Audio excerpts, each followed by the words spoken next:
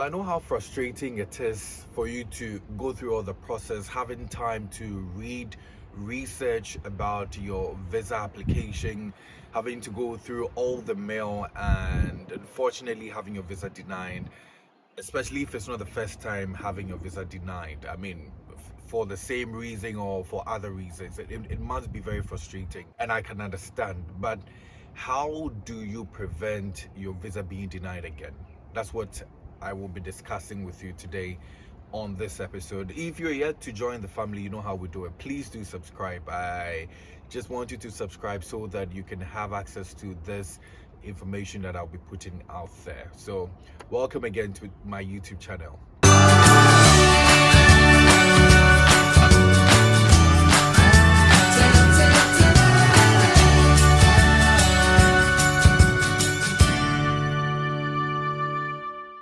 Right, so let's get into it now.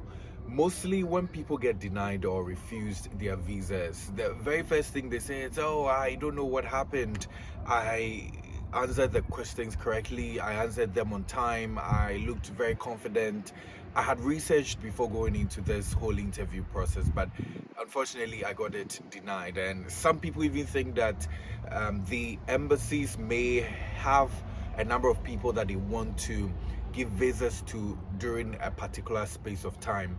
Well, that could be either true or not. I cannot say with an authority on that. But what I think is that when your visa application is denied, you need to sit down, go through it thoroughly, do an assessment of it.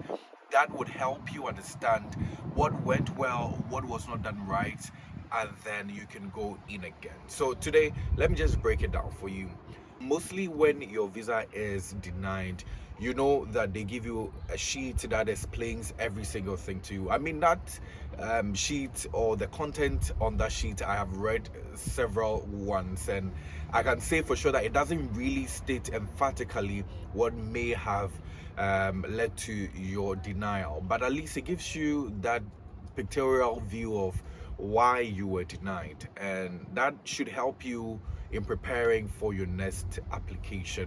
In order to help them, they have some sort of classification. So they have home ties, they have issues of funding, they have issues of not meeting their criteria, amongst other things. But you need to know which one you fall under. So if your sheet is giving you, and unfortunately or you find out that you fall under a specific classification, what can you do?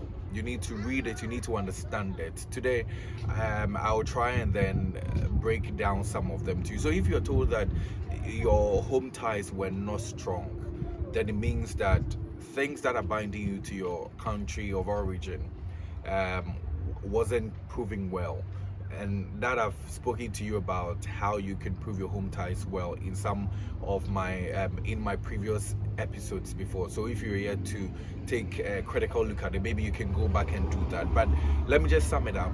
So if on the sheet it says that your home ties were not strong enough, then it means that one, you couldn't prove maybe the work that you do.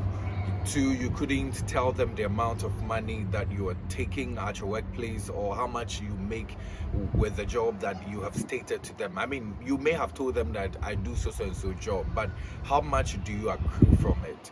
They need to know. They need to know that you are financially stable, so that you don't become a burden on anyone when you travel to the US, and nothing would entice you to stay there, whether in the US or in the UK, amongst other places. So if it is home tie, you need to know that you couldn't explain to them the job that you do, how well it's paying you, how comfortable you are in your home country. If you have family, if they are depending on you, you could not explain all of these things to them.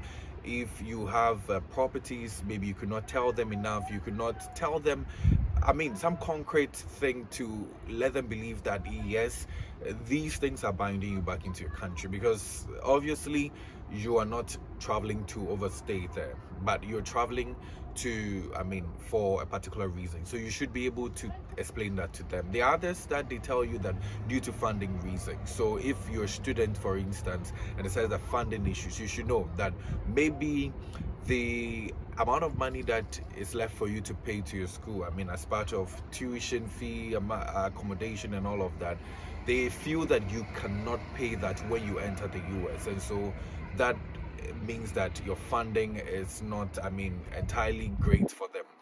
It could be that you didn't have scholarship and they felt that you should have some sort of scholarship that should enable you to stay through that process or in school when you go. So funding becomes a problem. It's not just for students. If you're traveling for, I mean, for a visit, for tourism, and the amount of money you have in your bank account, it's not huge to fund your visa, obviously that's a funding red flag, and that means that you could not prove that well. So you need to sit through, understand it, and analyze and assess all these things. Don't just throw away the sheet or the response that was given to you by the embassy saying that they've refused you. You need to understand it. There are other reasons that you would be refused to. There are times that they, I mean, for their own reason, would not want to give you access. Maybe they feel you're not in good standing, amongst other things. So all of these things, you need to pay a critical look at them, and that should be able to help you to go through your process well.